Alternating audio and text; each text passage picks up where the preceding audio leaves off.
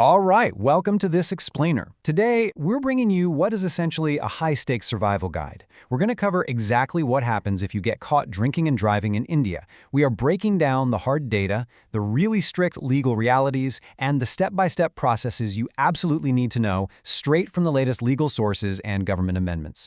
We build these explainers to empower you with direct, actionable knowledge, so do us a quick favor, hit that subscribe button to help us reach more people, and let's just dive right into the hard legal realities. Let's kick things off with a number, 5,947.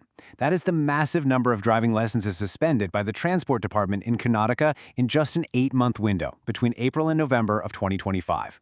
You guys, this isn't some theoretical warning. This is active, zero-tolerance enforcement happening right now, out on the streets.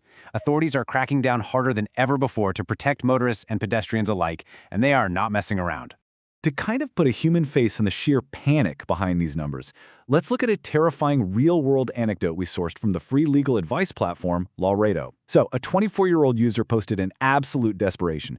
They were caught at a checkpoint in Delhi, right? And they blew a blood alcohol reading of 350 milligrams per 100 milliliters. That is literally more than 10 times the legal limit. This young person had no prior criminal record, and the worst part? They were just about to secure a central government job. Just one bad decision left them totally terrified that their entire life and career were just over. So, what is the actual legal threshold they crossed? Under Section 185 of the Motor Vehicles Act of 1988, the absolute legal limit for blood alcohol content, or BAC, is just 30 milligrams per 100 milliliters of blood. If a breath analyzer or a blood test catches you even a hair above that line, you've committed an offense. And here is a completely crucial detail that catches so many people off guard: you don't even have to be moving. Legally speaking, just sitting in the driver's seat with the engine running while you're over the limit, yeah, that constitutes an offense under this law. Now, what's really interesting about this slide is how drastically the financial stakes have escalated. Back in the day, a first-time drunk driving offense might have set you back, what, a 2,000 rupee fine? But following the 2019 amendments to the Motor Vehicles Act, which were championed by the Ministry of Road Transport and Highways, that penalty was brutally increased. Today, a first-time offense carries a penalty of up to 10,000 rupees. The government deliberately engineered this to be a massive financial deterrent, and honestly, it hurts. But listen, the money is literally just the beginning. The stakes escalate so rapidly when you look at actual police powers. Drunk driving in India is what's known as a cognizable offense. So the absolute crucial point here is that the police have the power to stop your vehicle, mandate a breath test, and arrest you right on the spot without a warrant. From there, they have the authority to produce you directly before a magistrate.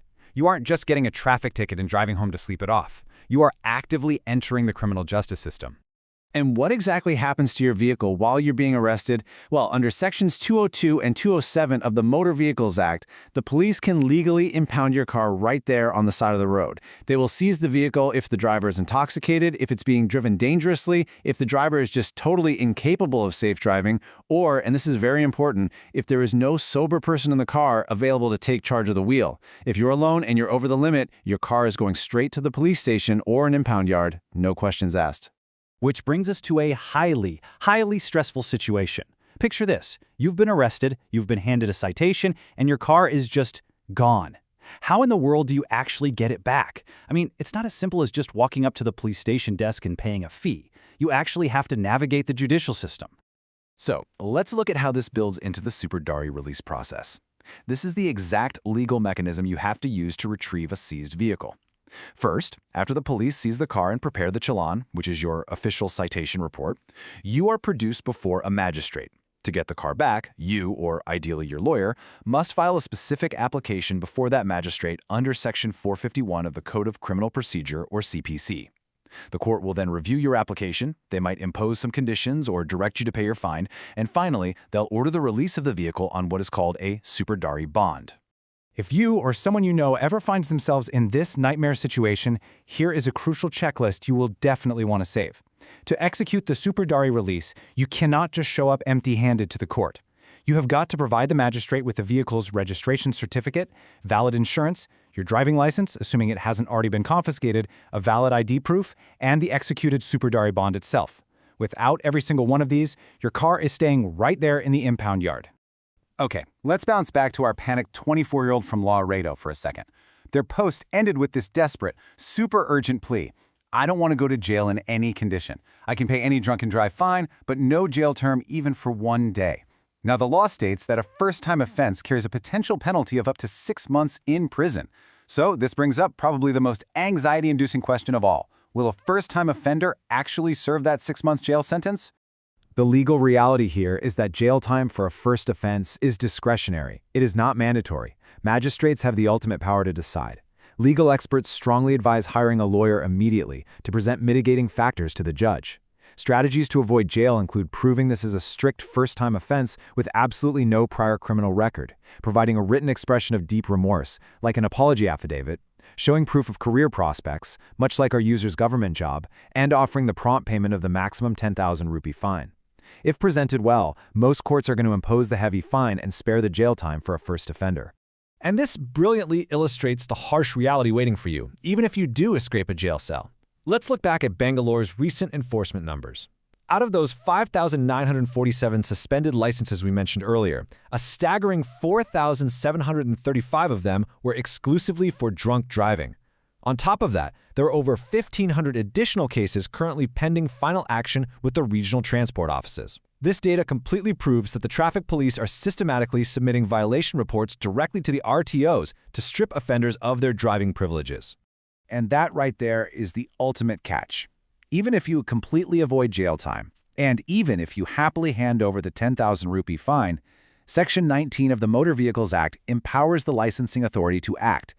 You will almost certainly face a mandatory 3 to 6 month suspension of your driving license. The RTO takes this incredibly seriously, you guys. And repeat offenses? Those can lead to the outright cancellation of your license entirely.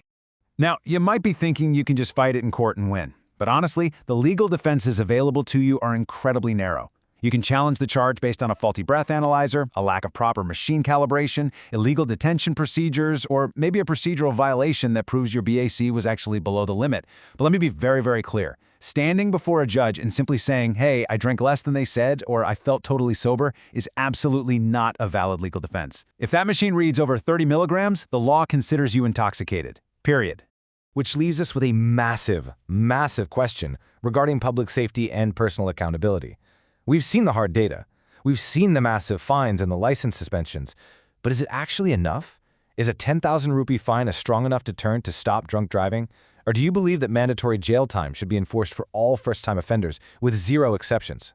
I really want you to drop your thoughts in the comments section below. Let's get a real debate going on this because it affects all of us. And hey, if you found this explainer valuable, please subscribe to the channel right now so we can keep building this informed community and keep bringing you these high-stakes legal breakdowns. Share this with a friend too. It might just save their license or, honestly, their life. Thanks so much for watching, and we'll see you in the next one.